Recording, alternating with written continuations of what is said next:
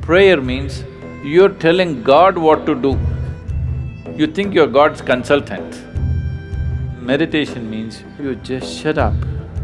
If you just shut up, everything that needs to happen to you will happen to you.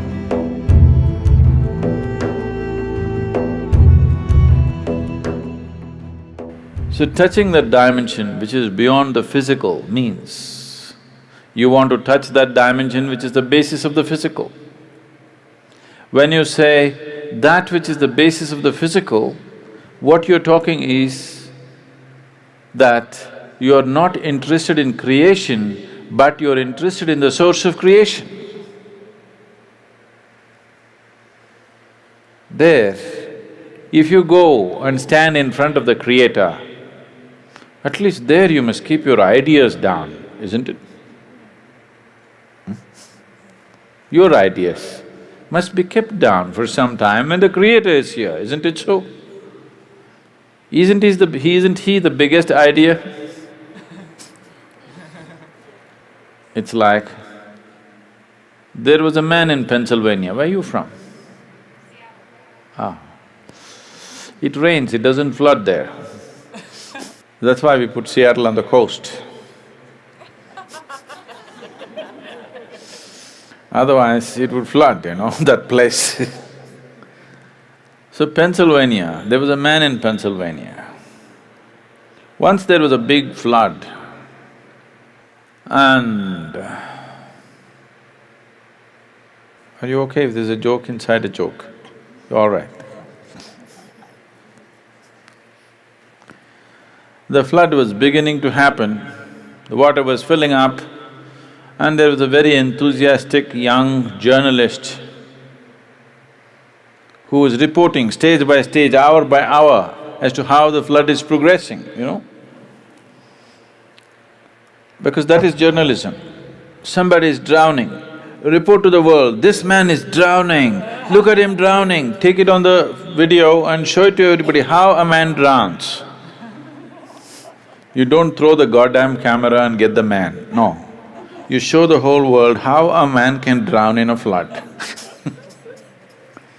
So, these are not the days of video cameras, only, Morse code is how the report is being filed.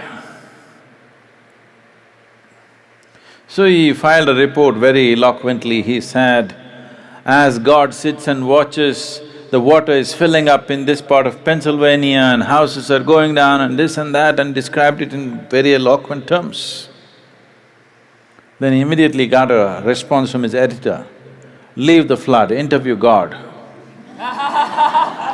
God is sitting and watching, he thought he's somewhere here and forget about the flood, interview God. They didn't get to interview him, it continued. Many homes drowned, many people died, but one man survived. This man who survived went to New York City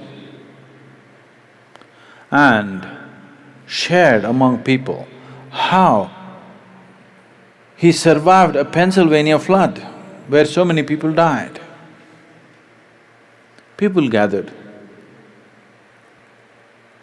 Then he went to Boston and talked about how he survived a Pennsylvania flood, and more people gathered.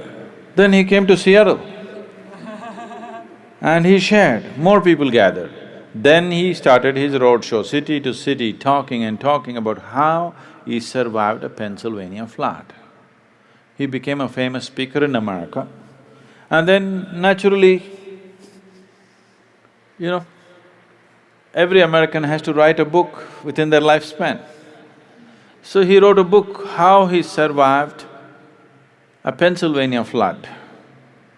It became famous, he spoke everywhere, and his engagements became international. He became a millionaire, sold millions of books. All his life he only spoke about how he survived the Pennsylvania flood. And one day he died, not in a flood, he died. And they had an assembly He went through the pearly gates, and there was an assembly of people and there was an opportunity to speak.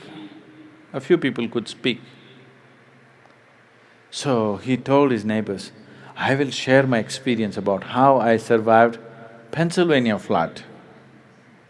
Somebody nudged him and said, there is no one in the audience.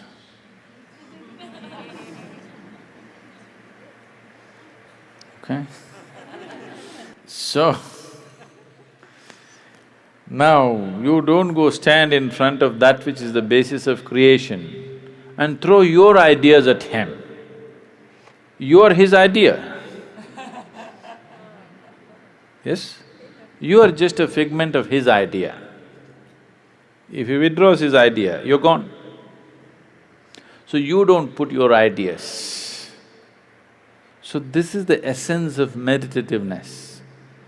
Prayer means you're telling God what to do. You think you're God's consultant. Meditation means you have understood your limitations, now you just shut up. If you just shut up on all levels, everything that needs to happen to you will happen to you. All the training is just to help them to shut up.